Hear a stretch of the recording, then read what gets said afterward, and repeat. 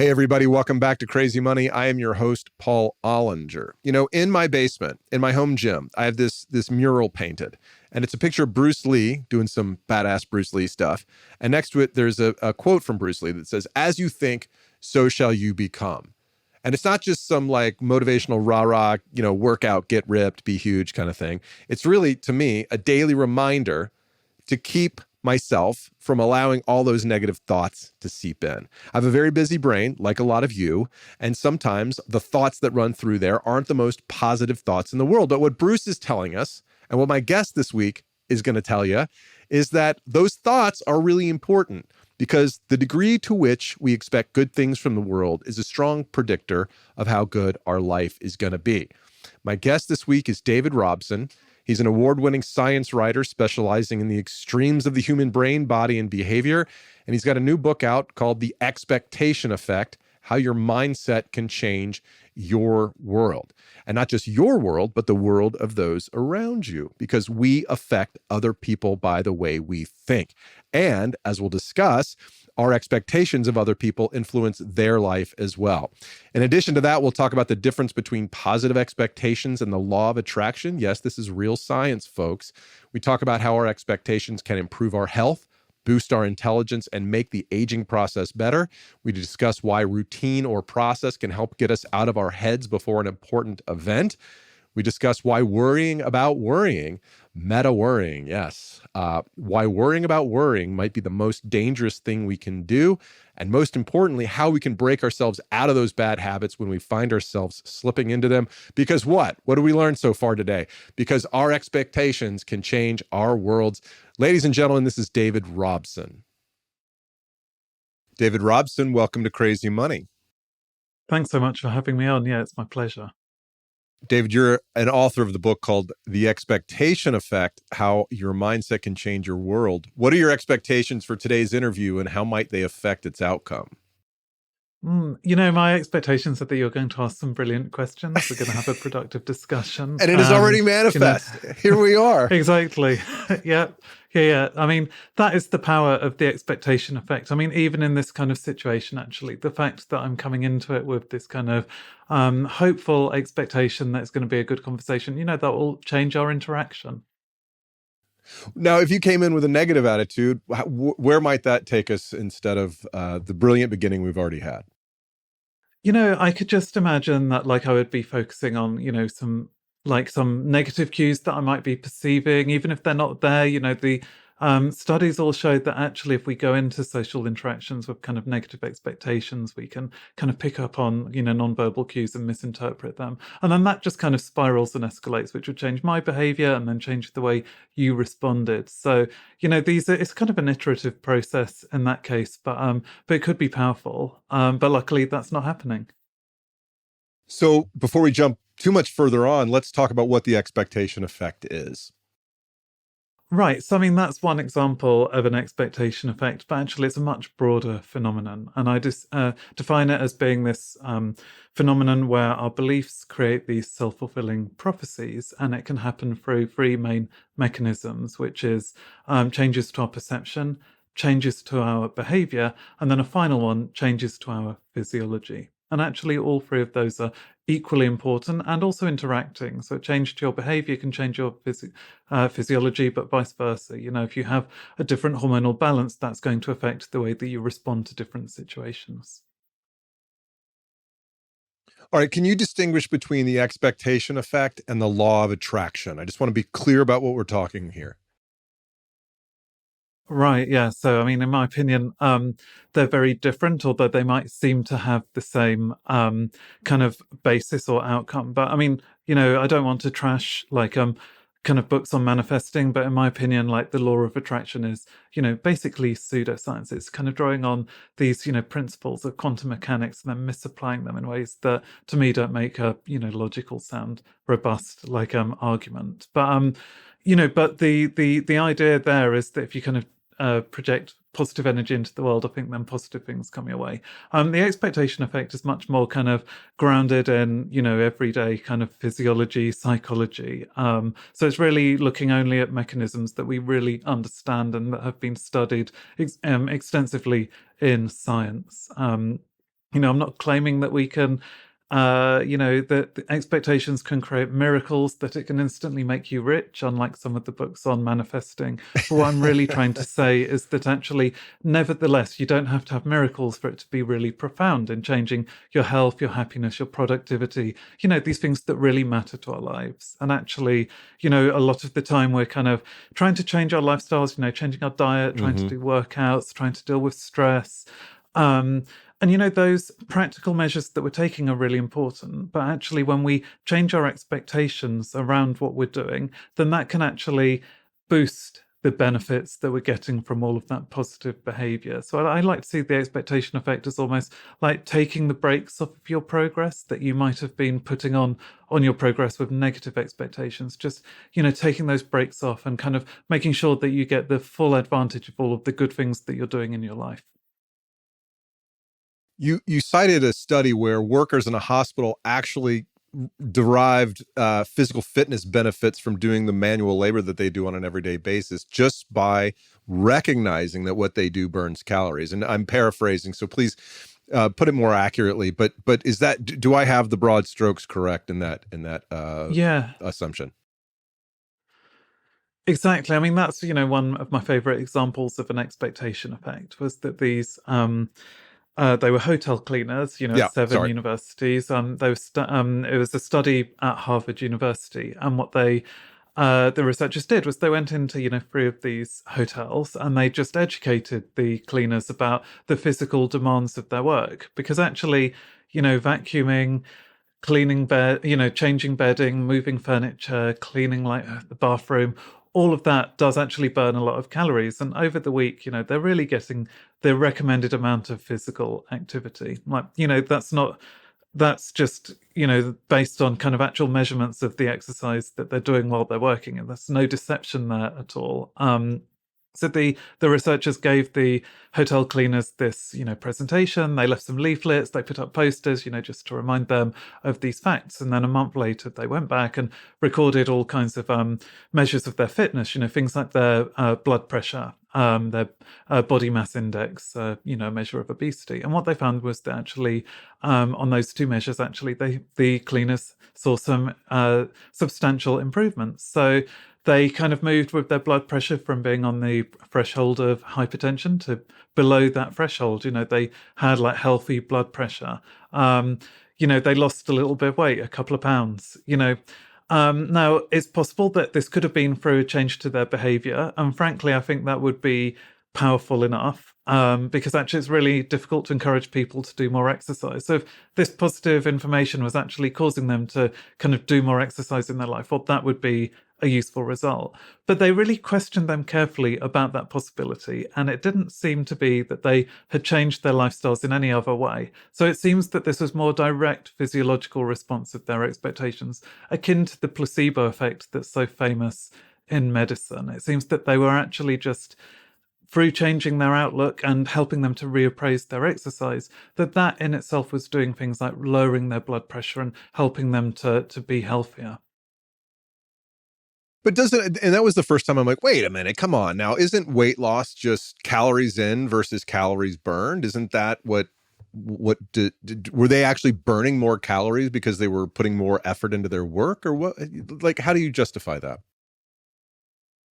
Yeah, so the blood pressure result, I think, makes complete sense with this kind of mind-body connection, because we know, you can give people a tablet and tell them that it's, going to lower their blood pressure, and often it does, even if it's a dummy pill. So, that makes sense.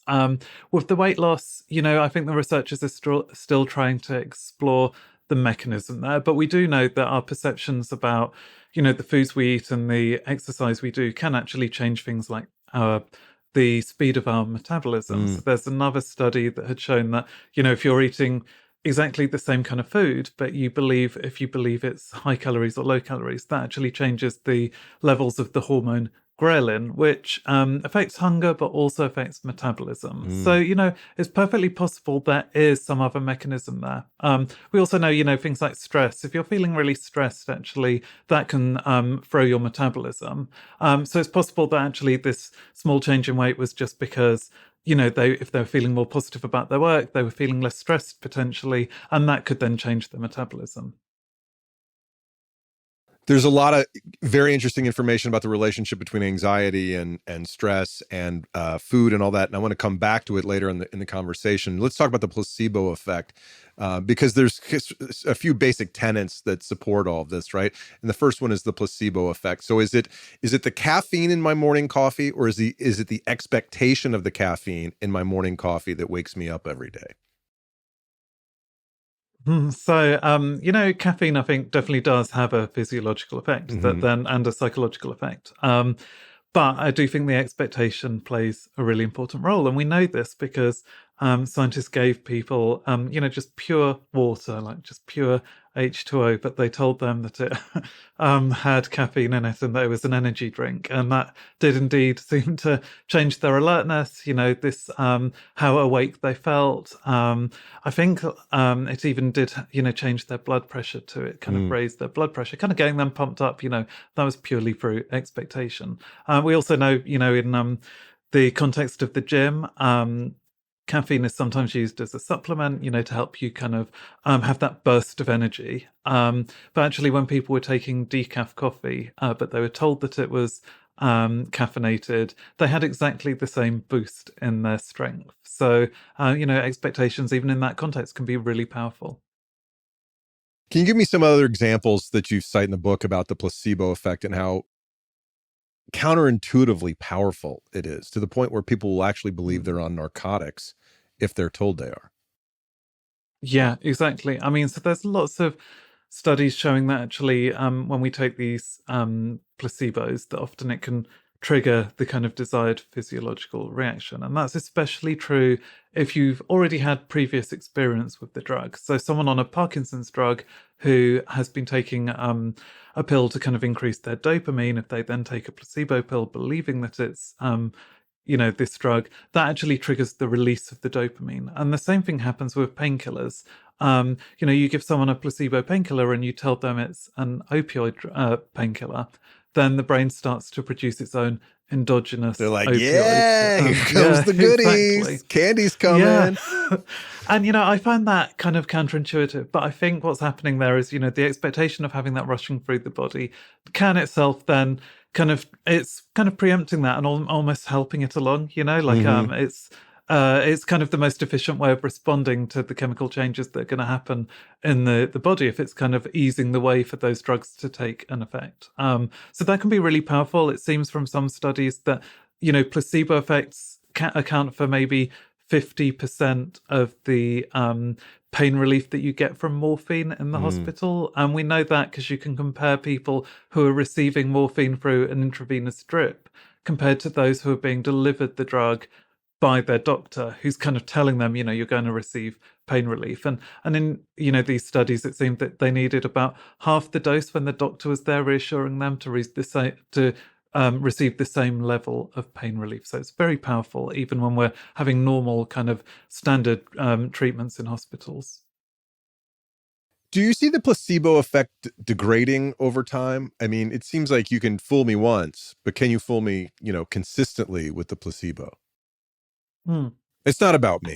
It's not about me. It's about humans. Right. Yeah, exactly. Yeah. I mean, yeah, so that does happen, actually, but, there are ways to kind of overcome that. So, for example, there's a lot of excitement now about open label placebos. And that's actually, you just tell people you're going to receive a placebo painkiller. It's, labeled as a placebo on the jar, there's nothing deceptive about this.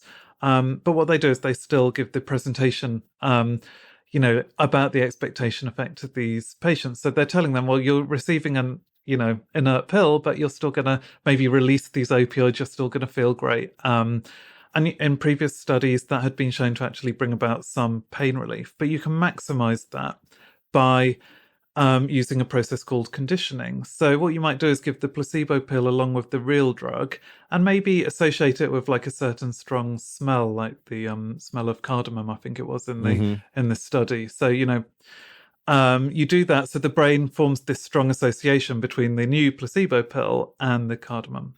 smell. And then you ask the person, well, now try to just take the placebo and not the real drug. See how that goes. And what you find is that they take that pill, they have this scent cue as well, and that conditioning actually boosts the placebo effect. And what you find is that then you can go for a few days, maybe the effects are declining slightly, you can then give it a boost. So, for one day out of every 5, for example, you might say, well, now take the real drugs to kind of form that association again. Mm-hmm. And the hope is that what that would do is you help people to wean themselves off of these addictive drugs that way. So they're lowering their dose, continually lowering their dose and becoming more reliant on the placebo pill until eventually, they feel empowered enough just by this knowledge of the mind-body connection that perhaps they don't need to take the drug at all, that they can go completely cold turkey. You write that the brain evolved to make predictions. How does that influence the expectation effect? So, I think the expectation effect arises from this predictive processing in the brain, which is probably very ancient. Like, I certainly believe that, lots of other animals, I would have thought almost all mammals, maybe birds as well, use a form of predictive processing. And essentially, what's happening is that the brain is always using these cues from its environment, memories from past experiences to then predict, what's going to happen, what's happening in the here and now, and what's going to happen in the future. And the reason that's really powerful and the reason it evolved is because often the sensory data we're receiving is quite poor.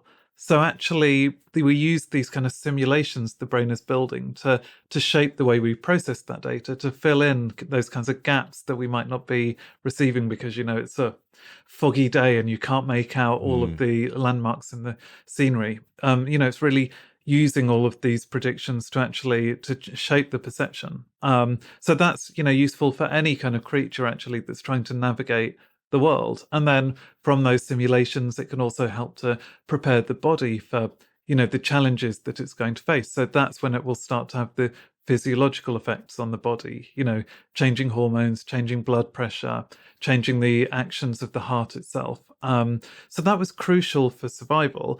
But then humans have all of these other kind of ways of forming expectations. We have symbols, we have culture, we have language, and all of those then kind of feed into the brain's prediction machine and are shaping those simulations that we're making.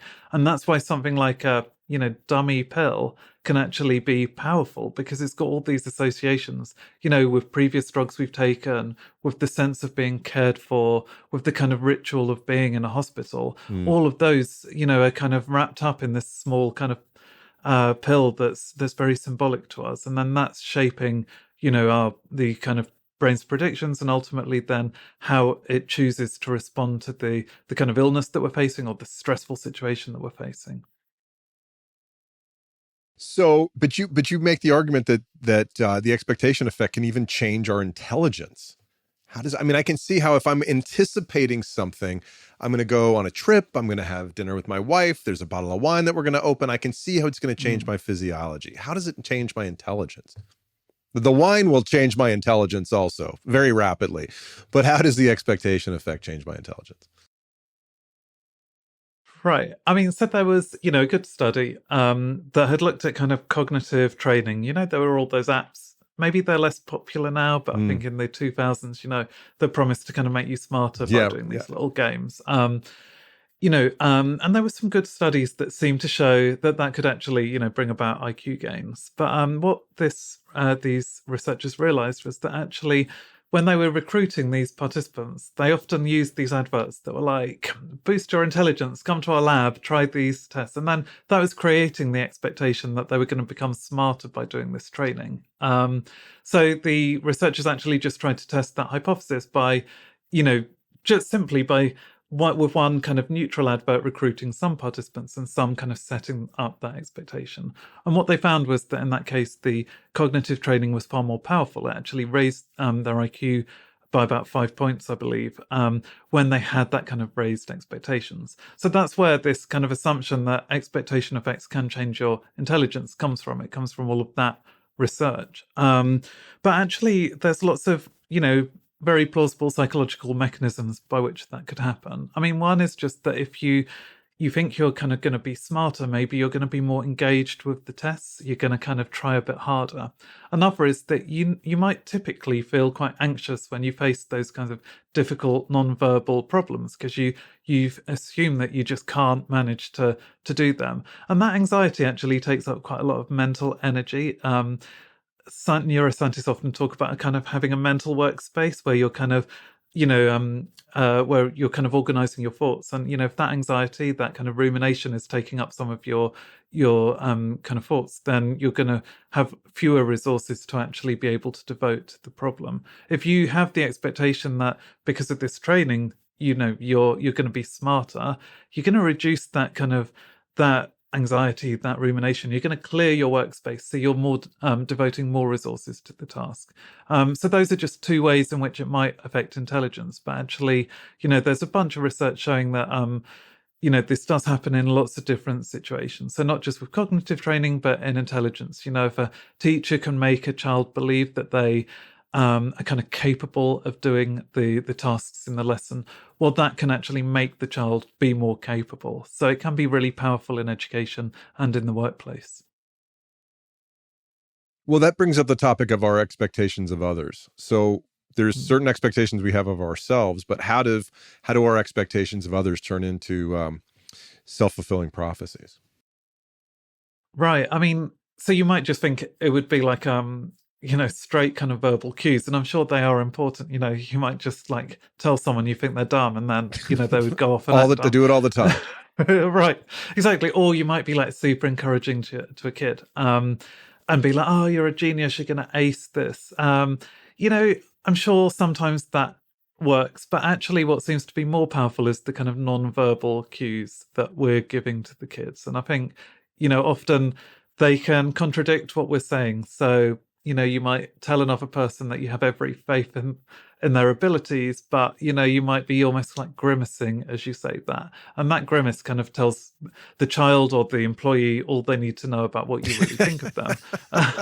Or you might, like, it feels patronizing. No one wants to be patronized, and it actually increases your anxiety. It could just be something like if you're talking to a kid in the classroom or an employee at work, and you ask them a question, but then you cut them off as soon as they're giving the wrong answer, and don't let them fully follow through on that train of thought. Well, that's also giving this kind of implicit signal that you don't really think they're worth listening to.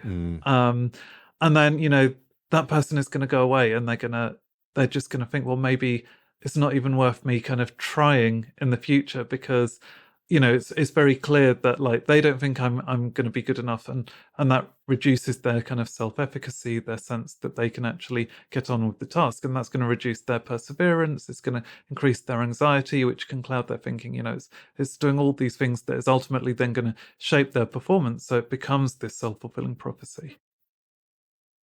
Can you were talking about cognitive issues just a minute ago. Can you break down the connection between expectations and aging, please? Yeah, I mean, so that's a big one. And it was one of these expectation effects. It was the last chapter of my book, and I kind of was the most skeptical of it, because it felt a bit too close to that idea of, the law of attraction. It sounded a bit woo-woo, the fact that you can kind of decelerate your aging just with like a positive mindset, but actually the research is really robust, and again the mechanisms I think are very well studied and very very plausible, and actually kind of fit in with a lot of other research on aging. But essentially the idea here is that when you think of aging, you might just focus on all of the kind of disability that that often comes with age. So you'd be looking at the kind of cognitive decline, kind of frailty with your movements, the risk of falling, the increased risk of Alzheimer's, all of these diseases. Or you could look at aging as actually having some, positive kind of attributes as well. Not, without discounting that there are challenges. It's very possible to look at aging as this time of potential growth. Once you're retired, like lots of people do, finally pursue passions that they might have had all their life but have never been able to devote themselves to. There's actually robust research showing that certain elements of our cognitive abilities improve as we get older. So things like your general knowledge, your vocabulary, your decision making. So how easy you find it to find compromises in situations, to balance different viewpoints, to really like come up with the wisest way out of a problem. All of that actually peaks in old age, after retirement. So there are things to look forward to as you get older.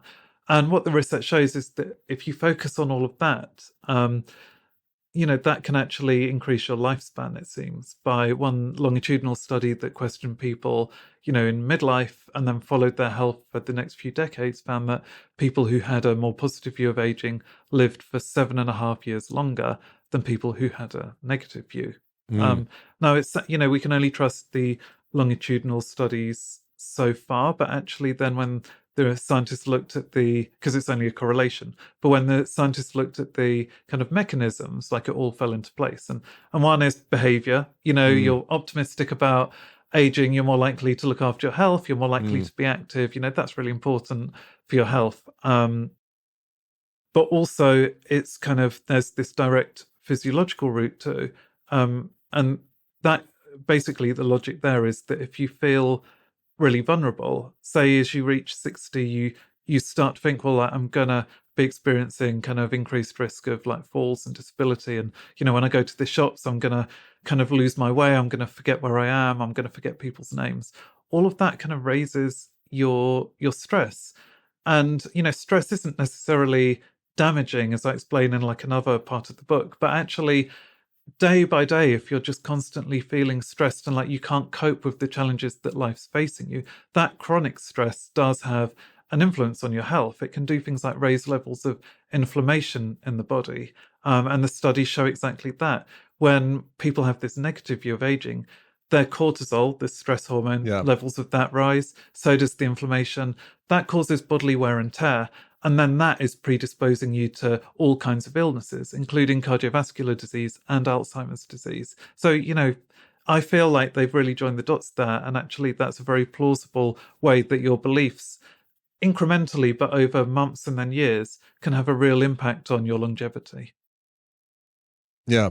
Well, having spent a lot of time with older folks during the last few years of my parents' life, last decade of my parents' life, that it really resonated with me. You kind of look at people and go, that person wants to stay alive. You can see it in their eyes. This other person they've kind of given up already.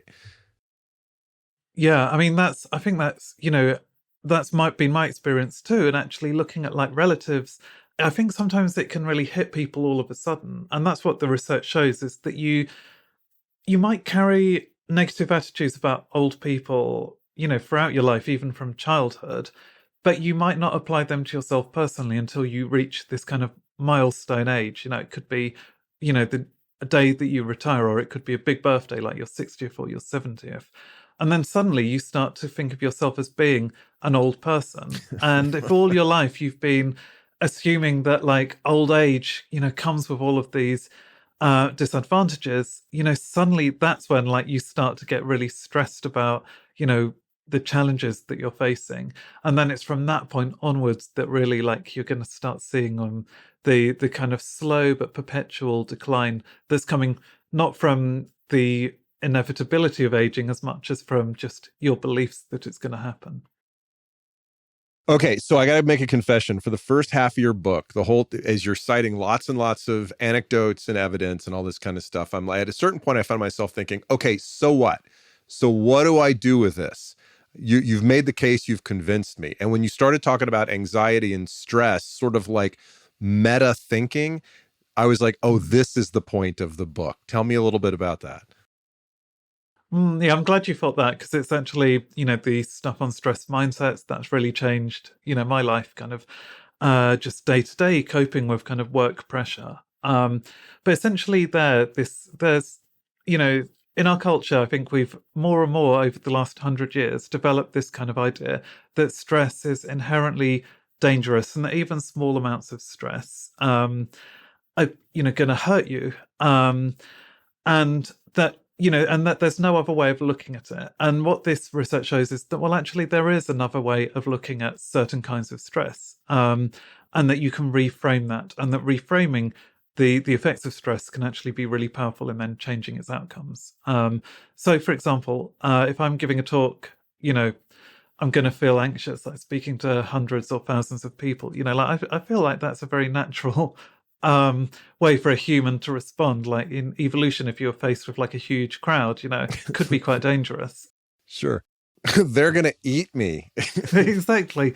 Yeah, and personally as well, like you want to give your best performance, you're going to be judged and you don't want to be embarrassed. So that is fine. Like it's, you can accept that you are going to feel stressful and you don't have to fight that, but you can actually change how you kind of read the feelings of stress. So in the past, when I was getting that kind of racing heart and, sweaty palms, butterflies in my stomach, I would kind of think like, oh no, like this is a sign that I'm going to fail.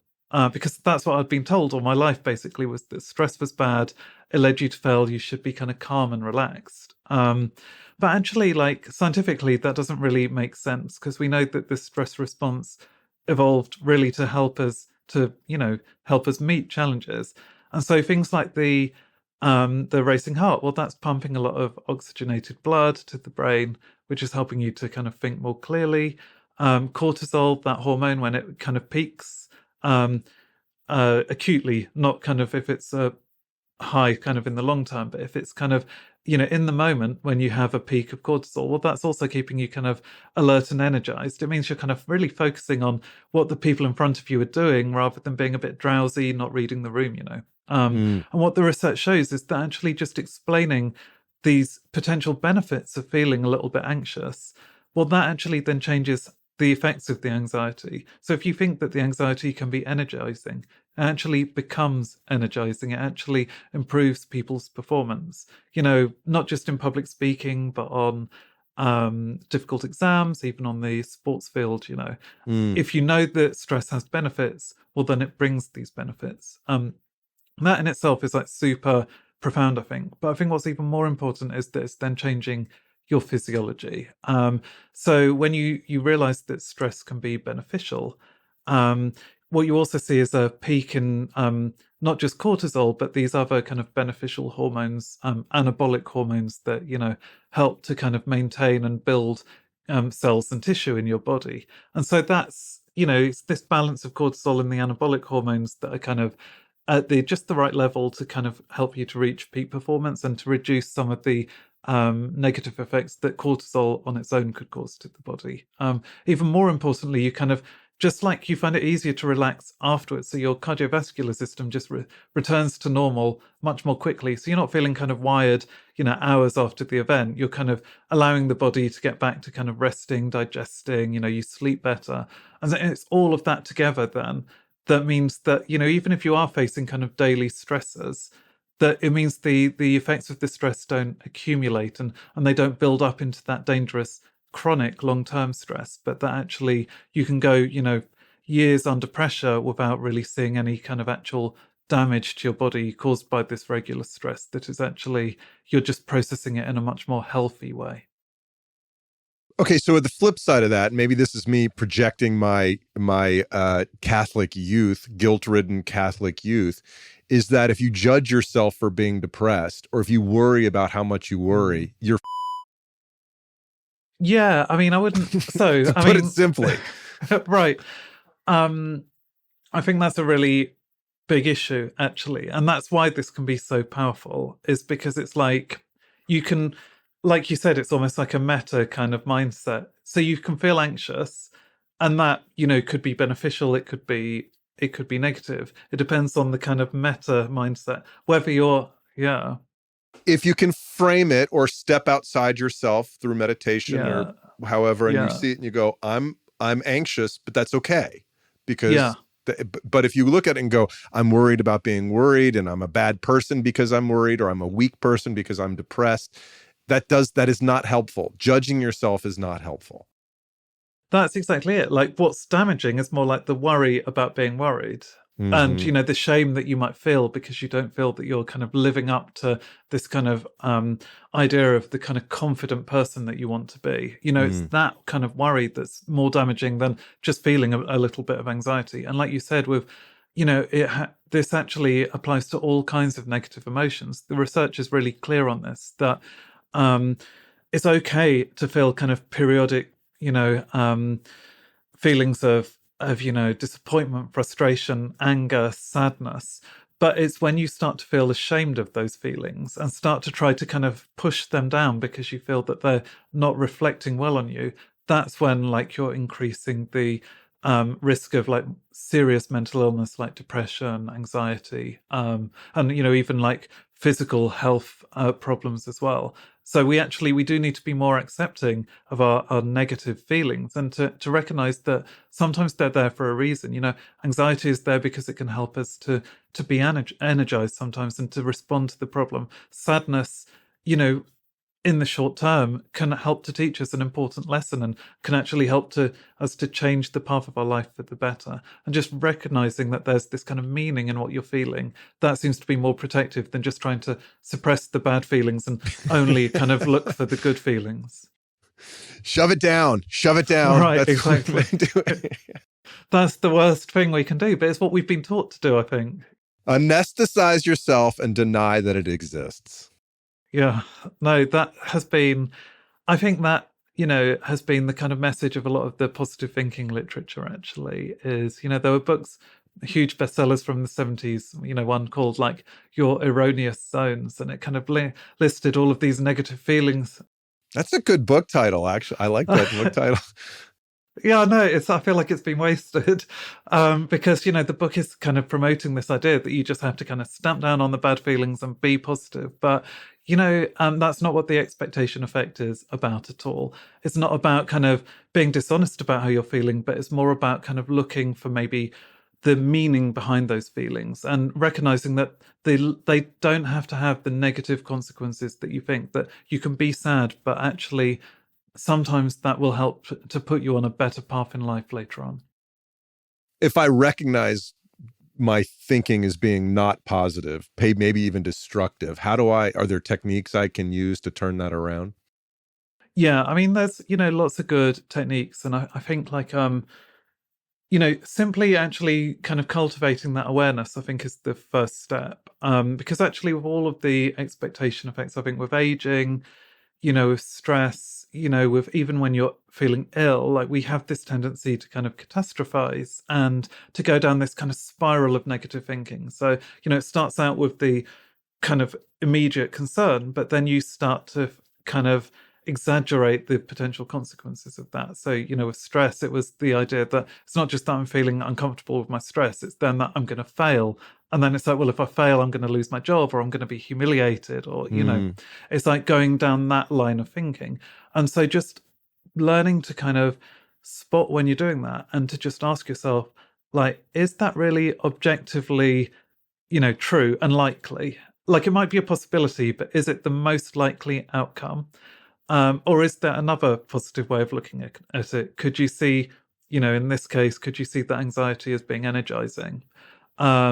If you're feeling pain, if you've got a bad migraine, you might immediately think, I can't be feeling this pain without there being something seriously wrong with my brain. And then you start to kind of imagine having a brain tumor. And what the research shows, that catastrophic thinking is then going to lead you to it actually amplifies the pain, it causes you to release these chemicals that amplify Right. pain signals. In that case, you can just start to think, well, like, have I been through a migraine in the past and got over it quite quickly? The pain didn't last forever. I've managed to cope with it. Can I do that again? So, that is just a really important first step, I think, is to notice when you're going down that path and to try to kind of stop and think and question. Now, sometimes it's hard to do that. So there's this other technique called self-distancing that can help you to kind of step outside the situation and to look at it a little bit more objectively. And essentially, this is just imagining that you're kind of advising a friend who's experiencing exactly the same thing that you are. And, the chances are that you would probably, without lying to them, you'd try to just emphasize the positive or to kind of view it in a different, from a different perspective. That goes for, if your friend had a migraine, I think you would try to discourage them from thinking that it was, a sign of terminal illness. If your friend was feeling stressed about a talk, I think you'd actually try to kind of tell them, like, you can do it. You've done this before. You can get over that. If your friend was like really like stressing about aging and had reached like 60 or 70 and was like, oh, my life's over, like it's only decline from now on, I hope that you would actually start to say to them, like, no, you've got lots in front of you, there's lots to embrace, and you try to point out those positive attitudes. And the research just shows that actually self-distancing works exactly like this. It really does help you to gain that kind of outside perspective that just helps make it a lot easier to reframe the situation. So you're still being honest, but you're avoiding that negative catastrophization that can then lead to the negative expectation effect. Is that why routine is helpful in creating distance between ourselves and a situation? Yeah. In what sense? Do you mean like rituals that we can develop, or Rituals? Yeah.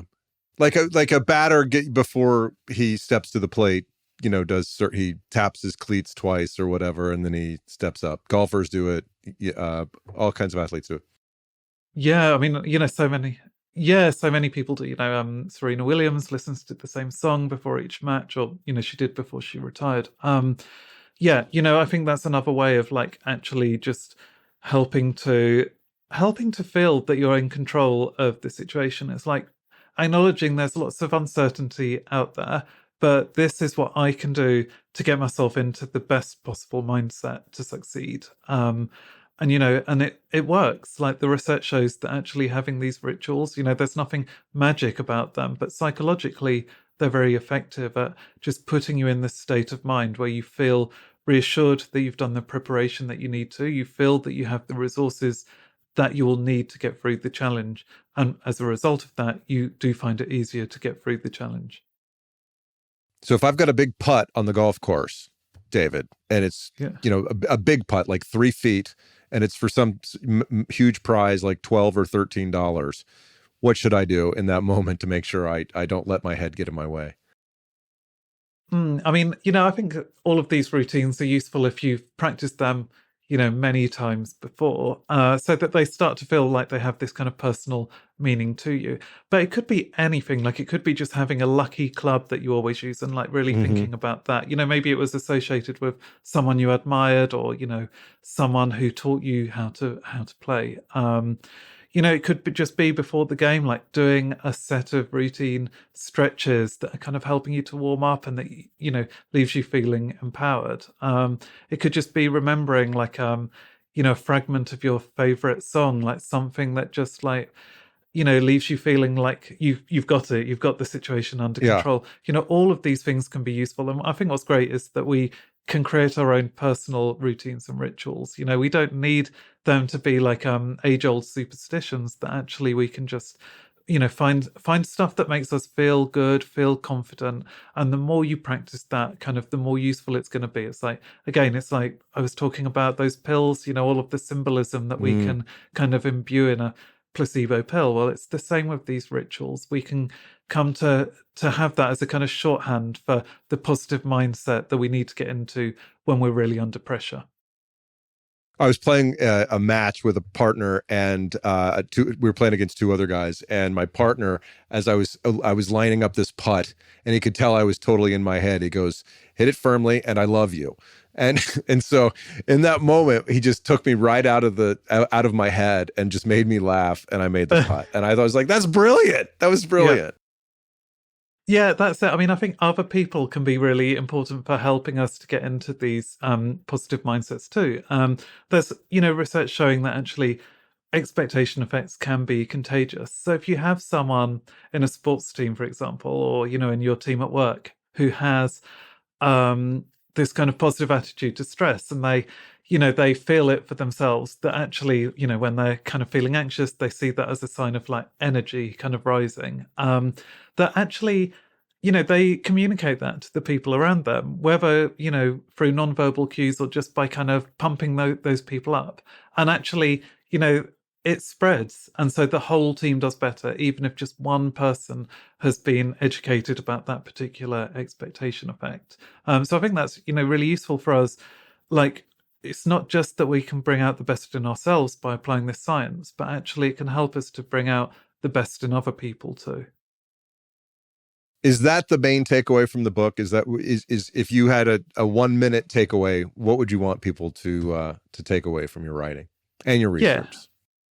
Yeah, it would be that one, that our expectations can, influence ourselves and other people. So we do have this kind of responsibility to try to, to just try to apply this research once we've learned about it. But I think more importantly, really, it is just that it's counteracting that narrative that we've had for so long, that it's kind of more rational to be pessimistic, to always imagine the worst case scenario. We kind of see that as being like a sign of being smart. Actually, like, being too pessimistic is just as irrational as being too optimistic. And I'm certainly not telling people that they should go out and be, Pollyanna, kind of just imagining like that the world's, rose tinted and beautiful, and, it's all like sunflowers and rainbows. But I am just saying that actually we can question those negative expectations. We can stop ourselves going down that kind of catastrophic, kind of ruminative, negative spiral. And we can bring ourselves up to this point where we're just, open-minded about what might happen, and the situation that we're in, where we can try to be balanced and see that there might be positive outcomes and negative outcomes. And that actually just getting to that point and kind of acknowledging that it might not be black and white, but that, there might be something positive to kind of cling on to. I think that in itself can be really powerful. And that's really behind all of the expectation effects. It is an incredibly worthwhile idea for all of us to keep in mind as we navigate our houses, our jobs, and our worlds. And I appreciate your writing and research on the topic. My guest is David Robson. He's the author of The Expectation Effect: How Your Mindset Can Change Your World. David, where can our listeners find out more about you? So I'm on Twitter for as long as it exists. My name is D_A_Robson. I do kind of share like my recent writing on there. I'm also on Instagram, David A. Robson. And my website, I have a contact page where you can send me your kind of thoughts about what I've spoken about, what you've read. And that is davidrobson.me. We will put links to those in the show notes. David, thank you so much for your time. Thanks so much. It's been a great conversation. Hey, everybody, if you like what we're up to here at Crazy Money, do us and yourself a favor by following the show on your favorite podcast app and subscribing to our YouTube channel. Also, click the link in the show notes to subscribe to my new Substack, where you'll get bi-weekly thoughts on the role of money in our world and in our lives directly to your email inbox. Thanks for sticking around. We will see you next week.